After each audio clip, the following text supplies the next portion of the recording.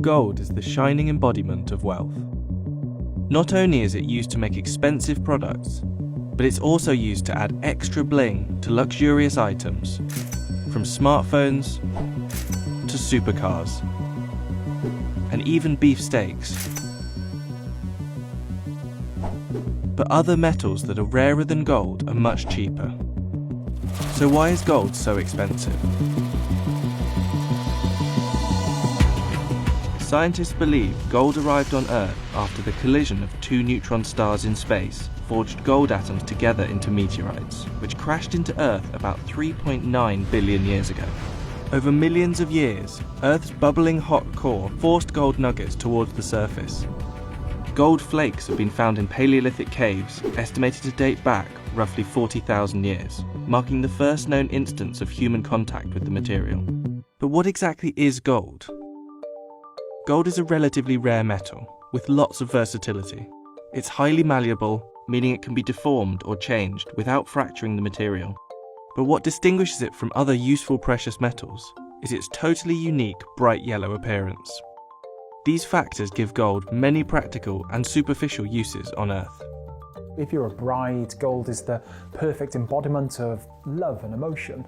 If you're an investor, gold's an excellent portfolio diversification tool. People like to know that they've got an element of their wealth which they can feel. Often it looks beautiful, it's got a wonderful design on it, and that adds a degree of emotion to the investment. And if you're a manufacturer, if you're someone making smartphones or tablets, gold is an element with the symbol AU and the atomic number 79, viewed as the most noble of all of the noble metals. It's a perfect material for conducting electricity, and it doesn't corrode, it doesn't rust, so it's great to have in your product.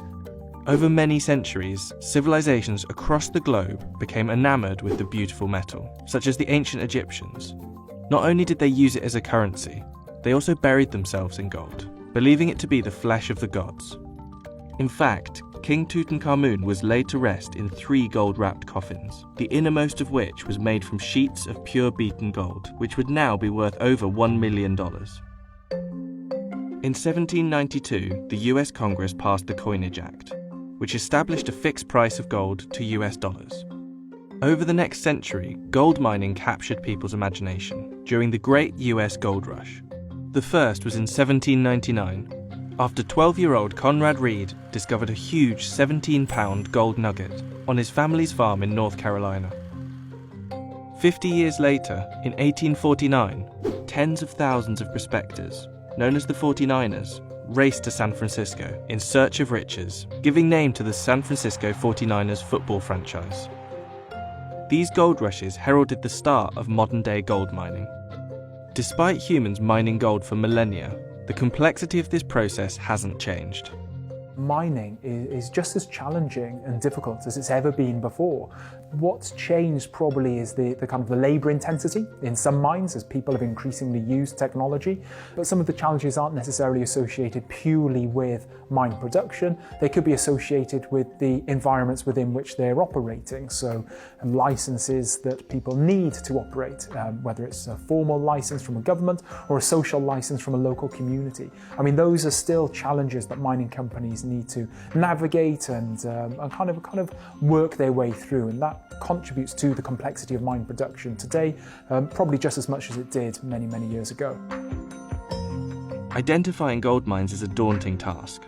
It can take up to 10 years for geologists, chemists, and engineers to examine a potential site, and even then, the likelihood of a mine being developed into a productive gold mine is less than 0.1%. Only 10% of these sites contain enough gold to justify further development. But above ground, gold is everywhere. On our fingers, around our necks, and even in our mouths. Gold is used in medicine, architecture, and almost every electronic component. We even launch gold back out into the universe from where it came, not only as a reliable component of spacecraft circuitry, but also in the lining of astronauts' visors to protect them from the sun's harmful heat and ultraviolet light. So with all that in mind, it might surprise you to know how little gold there actually is here on Earth. If you melted down the world's entire above-ground stock of around 190,000 tons of gold, it would form a 72-foot cube. However, if that was divided up equally for every person on Earth, we'd all get roughly an ounce of pure 24-karat gold each. That's about $1,500 worth. So how does this volume divide out into different industries? If we have a look at the 190,000 tons of stock of gold above ground, the lion's share of it's in jewellery. Around about 50% of it is in jewellery. The next level down comes to private investment, so that could be individuals holding bars or coins, or indeed individuals holding a share of an exchange-traded fund. And then you've got central banks. Central banks account for around about 17% of that stock of gold, so a very significant volume. And then the final element, around about 13-14%, is technology or dentistry. Is the future of gold as bright as its surface? New deposits of gold are increasingly hard to come by and increasingly difficult to locate. Geologists have estimated that only 55 tons remains buried away in the Earth's crust, which means if current global mining rates continued, we could run out of newfound gold in just 20 years. So as gold mining continues to slow and the costs associated with mining increase to meet the challenge of extraction, gold could become even more expensive.